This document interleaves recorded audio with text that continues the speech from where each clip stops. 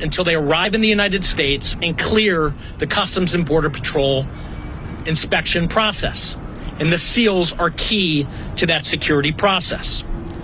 Members of this scheme in the United States and China evaded this security system by learning in advance the unique serial numbers assigned to these seals that would be associated with their illegal shipments. And they created duplicate fake seals in order to circumvent the inspection process. They would create those duplicate fake seals in China, and they would send them from China to their criminal partners here in the United States. When the shipments arrived at the port here in Long Beach and Los Angeles, U.S. Customs and Border Protection would direct, as part of their normal process, that some of those containers go to secondary inspection.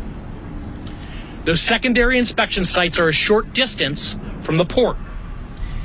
Instead of taking the containers from the port to those secondary inspection sites, members of the scheme, including the corrupt truck drivers, would instead take the contraband shipments to off-site warehouses.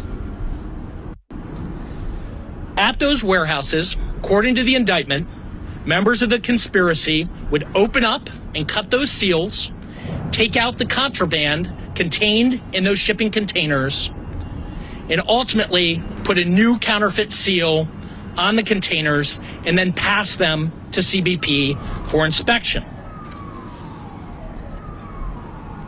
Members of the scheme would then have the containers, now smuggled with the illegal goods, inspected by CBP, and they presented them just like they had come straight from the port complex.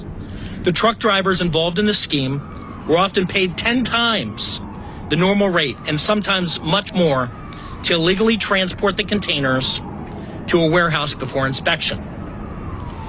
During the investigation, law enforcement identified that Chinese co-conspirators were sending these seals into the United States, these counterfeit seals, and they were able to intercept around 50 counterfeit seals. Law enforcement then linked those counterfeit seals to inbound shipments, intercepted those shipments, and removed the contraband inside. Items of contraband include chemicals, such as R-22, tens of millions of dollars in counterfeit merchandise, unapproved food and other types of drugs that pose consumer risk. During this investigation,